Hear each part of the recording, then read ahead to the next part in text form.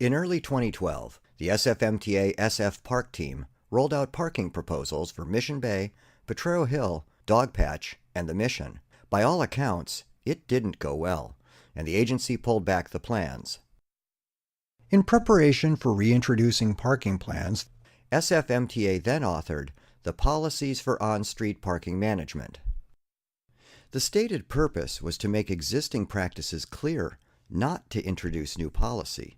This slide is from a staff presentation to the SFMTA board.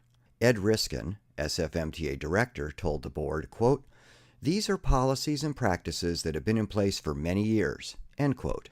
Jay Primus, the SF Park manager who oversaw the document, told the Citizens Advisory Committee, quote, "Because there was no new policy, that was the decision not to have outreach," end quote. Here is what Mr. Primus didn't tell the committee or the board. Email that he sent internally along with the first draft. A different focus. Moving forward with neighborhood plans, denying RPP requests, adding meters, and removing existing RPP areas. A quick overview of parking management in San Francisco. Meters you know about. And time-limited parking is simply that, either 1, 2, or 4 hours. Residential permit parking, called RPP, allows anyone to park for a limited time, usually 2 hours, while permit holders are not time-limited.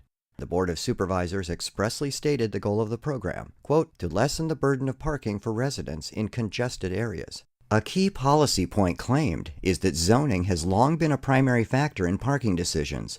Again, a slide from the board presentation. But there's no mention of zoning in the Transportation Code. There is eligibility criteria and a detailed process for gaining approval, but no mention of zoning.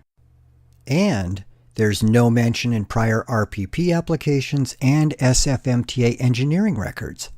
Lots of other data and factors are documented, never zoning. Early drafts of the doc itself of course mention zoning, with tables that lay out a framework of rules. But from draft to draft, the rules that apply to some districts change, and change again. SFMTA was reworking the framework because it was all new. Real-world data doesn't reflect the zoning framework at all. One needs only look at the existing RPP areas and meter zones. For example, per the framework, streets in SF Park designated high-density residential districts get meters, not RPP. Yet, the large majority actually have RPP and very few are metered. These zoning districts have hundreds of streets and include large portions of Nob Hill, the Marina, Lower Pacific Heights. It's not about a few inconsistencies. When asked by the Citizens Advisory Board if the framework is included in any document more than 1 year old, Mr. Primus admitted it was not. To assure them, and referring to parking engineers by name, he added, quote, "Tom, Claude, Ricardo, this has been a very joint effort, rigorously reviewed by all the parking staff. We believe it is extremely accurate, that it does reflect practice," end quote. But the people he named didn't agree at all. The engineer who managed the RPP program for years responded this way.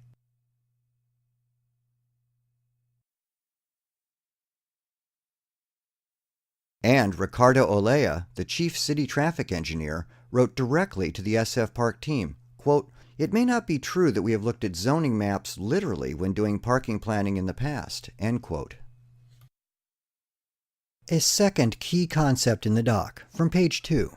Residential permits are used to discourage commuters in low-density areas, and meters are used to manage demand in high-density residential areas.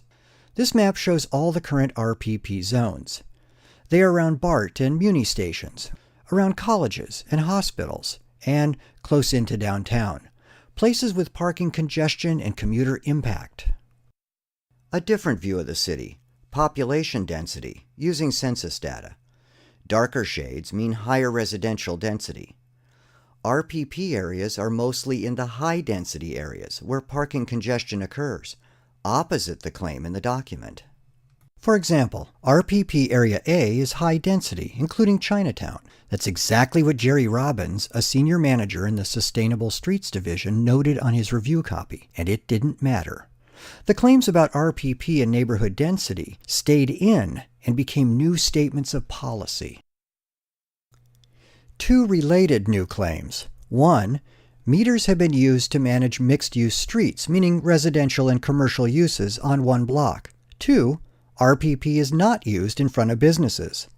A traffic engineer wrote bluntly on his review copy, quote, "Not true. We have RPP in front of many commercial establishments," end quote. He's right. There are RPP zones in front of medical office buildings, car repair shops, hotels, even parking garages. RPP in front of retail on Haight, Lombard, Bush, Van Ness, California, Irving, all over. In Chinatown, entire blocks of street-level retail with RPP. More than 3,500 businesses have permits on 877 unique streets. So, that's the absolute minimum number of mixed-use blocks with RPP. The SF Park team ignored the correction and the agency's own data. And now is moving to apply these new rules broadly to mixed-use areas determined by zoning.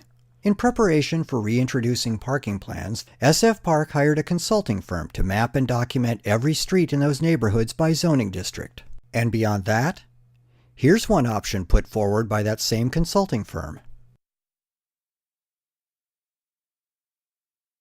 The SFMTA engineering group was, on paper at least, responsible for managing parking regulations. SF Park was funded and board approved as a test of meter pricing, limited to a few pilot areas.